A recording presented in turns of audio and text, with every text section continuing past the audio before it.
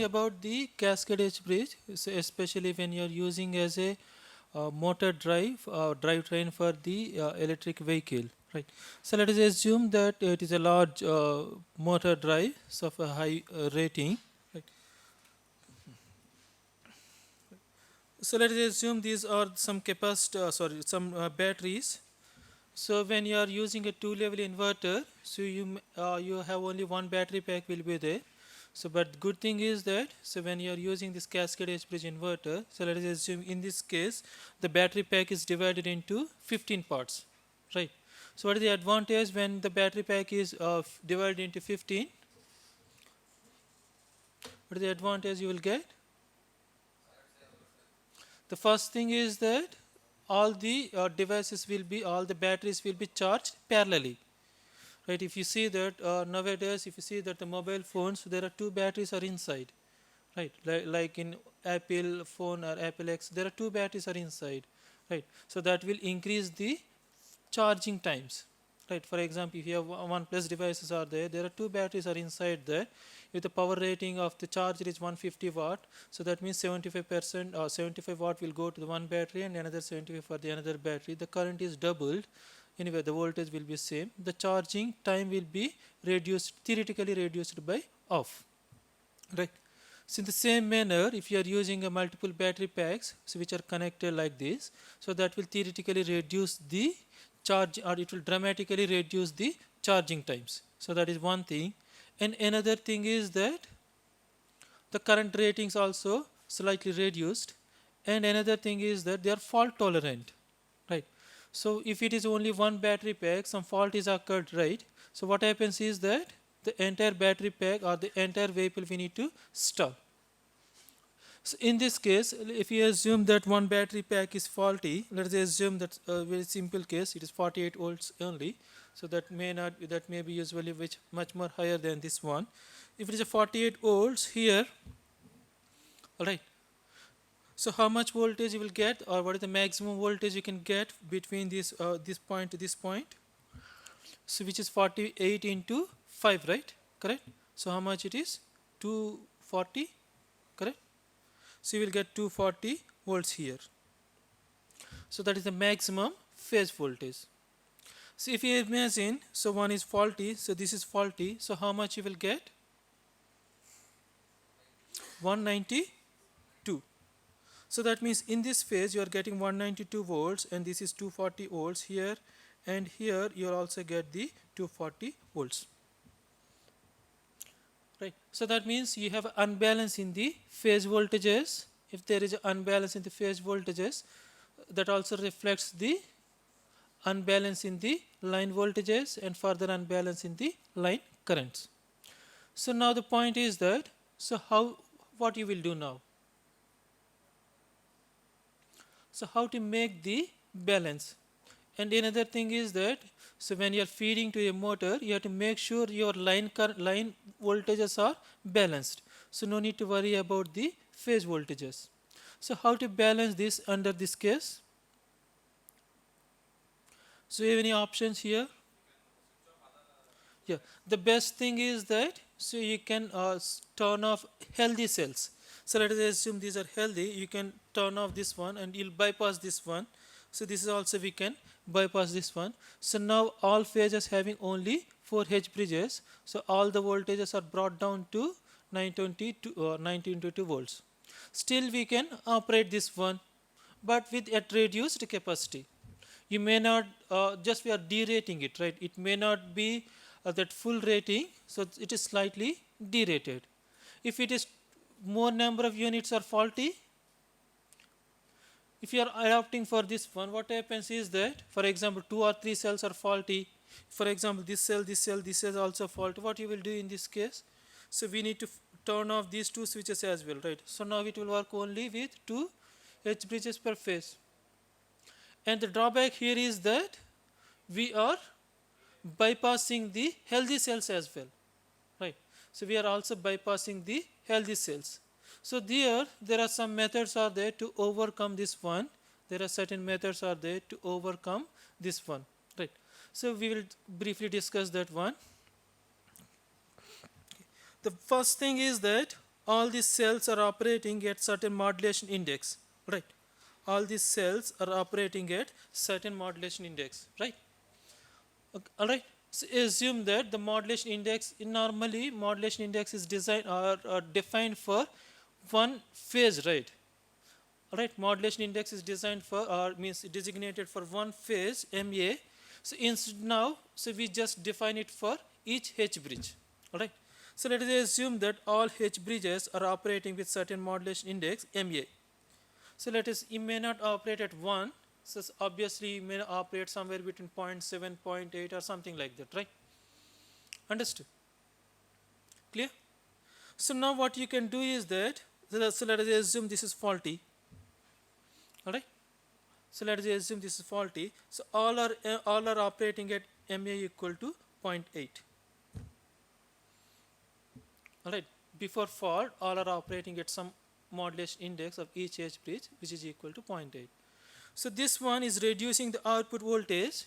So what we can do, or what best we can do here, so to make it or to match with the output voltage, so here these healthy cells will slightly increase the modulation index. How much we can increase? So that means earlier, so 5 units are producing some output voltage. So now it is supposed to produce only by the 4. So that means the modulation index is simply so rise by 4 by 5 by 4 into MA. So that means this is the new modulation index for these cells. Understood? So that the AC output voltage will be same. Understood? Clear? So this is one way to match this one. Or if you are graphically represent this one, so this is how it is like this. Right? So let us assume that this one, the inside that purple one are the there is some arrows are there, right? Like this one. Okay. So this is VA1, VA2, and VA3. So that is the output that is produced by each H bridge, right?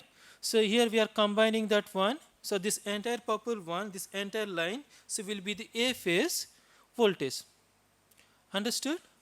So this entire one is the A phase voltage. Similarly, we have B phase voltage and C phase voltage. So whereas these red ones are the line voltages. So VAB, VBC, and VCA. Understood?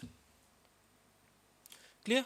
So each arrowhead, this one, each one represents the one H bridge output voltage in the AC form.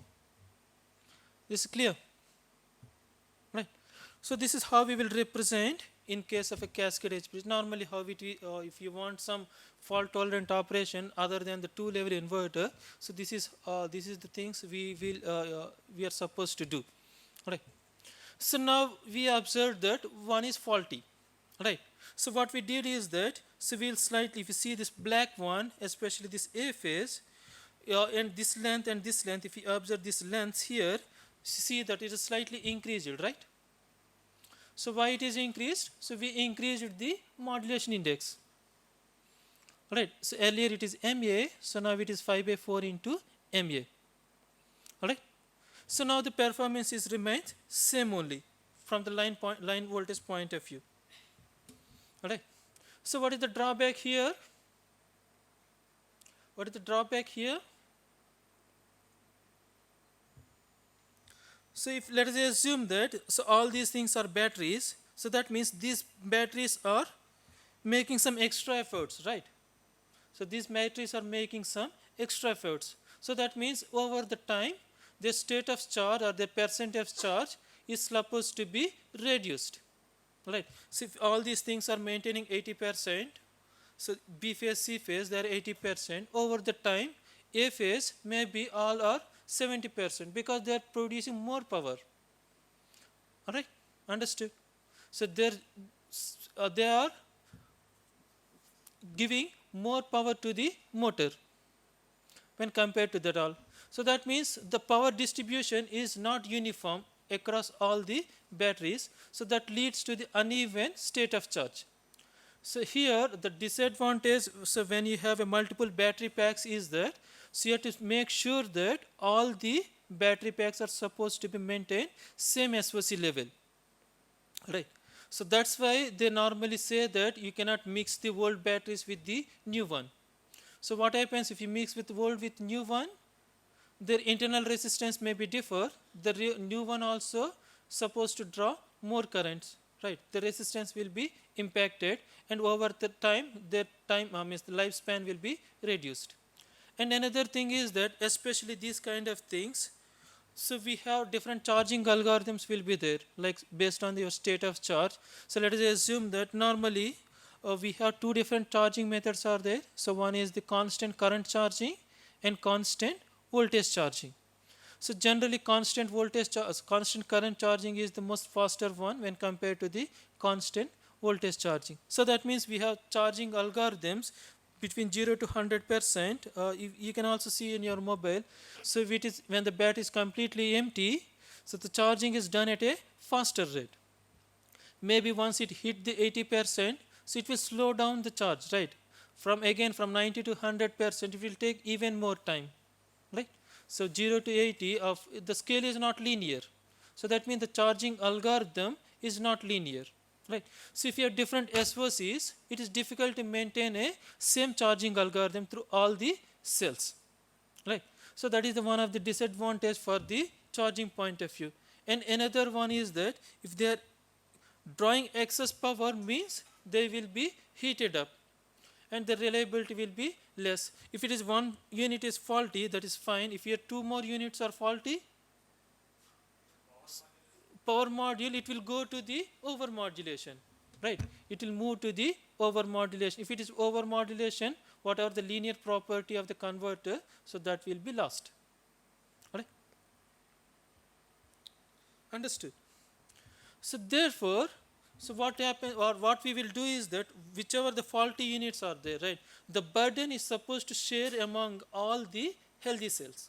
Not instead of just a phase or instead of one phase, wherever the fault is there, that's supposed to share among all the healthy cells, right? So therefore what we will do is that, so we will inject some zero sequence voltage, or in other words, in this case, so this is the neutral point, right?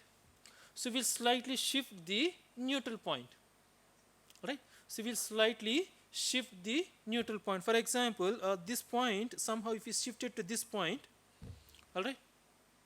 Somehow if we shift this neutral point, so this is the new neutral point for this, right? So now this is equal to the 5 units here, this is equal to 5 units, and this is equal to 4 units. Here, this length is slightly increased, right? This length is also slightly increased. So that means overall, all the lengths of or all the voltages that produced by the LD units are supposed to be equal, such a way that you will inject some neutral point or some neutral voltage. Right? This neutral voltage is added to all the phases, so that means we will deviate the neutral point. So by doing this, there are two things can be achieved. So one thing is that all the whatever the burden is there due to the faulty units, the burden is shared among all the healthy units across all three phases. And another thing is that, so due to that unbalance in the phase voltages, so that is not reflected on the line voltages. All right. So this is the thing here. Somehow,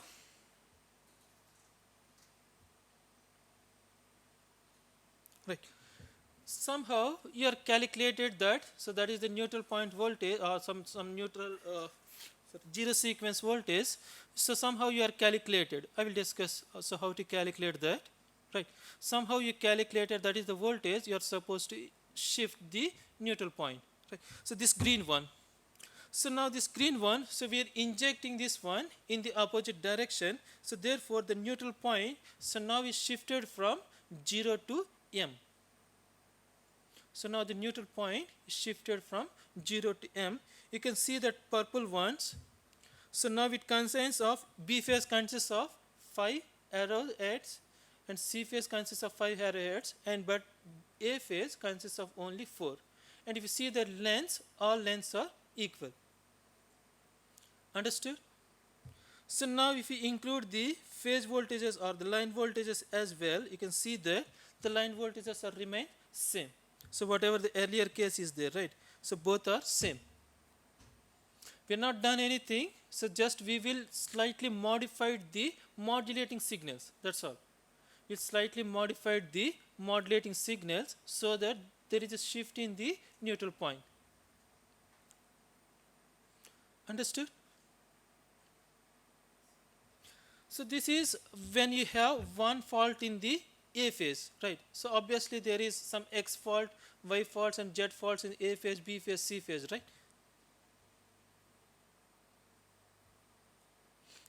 So let us assume that this is a other case or the more generalized case. Okay.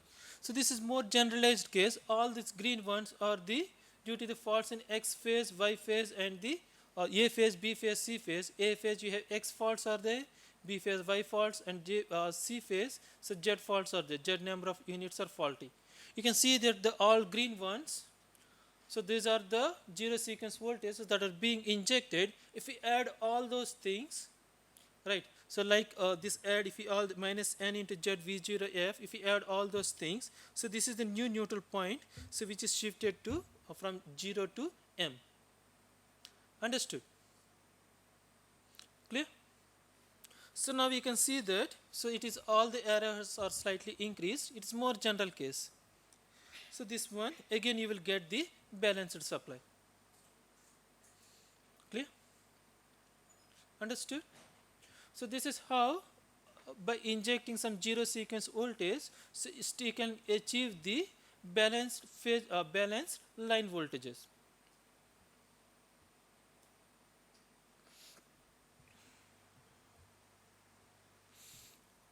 Is clear? So now there is some drawbacks will be there, obviously, right? If too many units are faulty, if so many units are faulty, what happens? The only drawback is that so its modulation index will increase. That's all. Only drawback, its modulation index will increase. So what we will do if your modulation index is increased, we need to derate the inverter so that we will operate in the linear range. If you are trying to allow for modulation index, what happens is that lower order harmonics will emerge. If lower order harmonics are there, so in that case it will impact the motor performance. So therefore we will reduce that. To reduce the means we need to operate in the linear range, we will slightly reduce the modulation index. Let us assume before fault it is operating at say some for example 0.8 modulation index, it is operating before fault. After fault, if it is somehow if so many units are fault, he calculated that it is exceeding 1.2 or something, right? So we have to make sure that just slightly less than 1 supposed to be maintained. Right. I will show you the results before discussing that. You can see here this top one are the line voltages, right? So line voltages, so before fault, during fault and after fault. Before fault, during fault and after fault. Right. So before fault, so all are balanced. So during fault, what happens if you see that, right? So there is some missing of levels, especially if you have one in the drawback with the line voltages is if one is faulty, it will affect the two parameters, right? So this is faulty here, and you can see here the line currents also. So after this case, what happens here? This one, after fault clearance, after implementing this kind of algorithms, after implementing zero sequence voltage into the modulation signals, so we observed that the line currents and the line voltages are balanced. Understood? And another thing, if you see that, so this is RMS values here, RMS values of the line voltages and the line currents. So due to fault nature, the RMS voltage is slightly reduced here. RMS voltage is slightly reduced, and this one is the power delivered by all units. Okay. So this is power delivered by all units. See that red one is reaching 0, right? So why it is reaching 0? Because it is faulty. So it is not contributing any power. So it is not contributing any power. And if you see that the power level, so it is slightly increased. If you see this level and this level, so you can see that there is a slight increase in the levels. right? So whatever the power it is supposed to give by that cell is shared by the remaining cells. So that's why the power delivered by each cell is slightly elevated. Understood? So this is other case. If your two cells are faulty here, so you can see that the two cells are faulty here. So two cells will become 0 here. So these are the phase voltages here and the line voltages. So all are balanced. Right. This is what we are discussing, right? This is extreme case. Right. So you can see here in A phase, 3 cells are faulty. In B phase, 0 cells are faulty. And C phase, you have one faulty cell is there, right? So what we observed here, so meaning is that if you see this waveform, right? If you see this waveform, especially this blue one, what we observe? So that is going into overmodulation, right? So that is going into overmodulation. So because with this MA level equal to 0.1 or 0.9, if you select that, so it is going into overmodulation. So what we will do is that, so to avoid that, so we will reduce the power. So reduce the power input, or in other words, we reduce the modulation index. It's clear? Hmm? Fault may be assumed anything, right? It may be short circuit, or it may be open circuit, or it may be the entire battery pack is lost, right? Entire battery pack is damaged. No, no, actually in this case there is one switch will be connected here to bypass each cell. One additional switch will be connected across each H bridge so that so we can bypass particular cell. Normally this kind of things are used in the HVDC application. So without turning off the entire thing, for example, if you observe that one submodule or something is faulty, so without interrupting the normal operation, so we'll remove that one. That is not swappable. We can insert the new cell, and after inserting the new cell, this switch will be this switch will be opened. Okay. So whether it may be short circuit fault or open circuit fault, the procedure is same only. Right. The fault may be occur in the H bridge switches or maybe occur in the battery. Understood?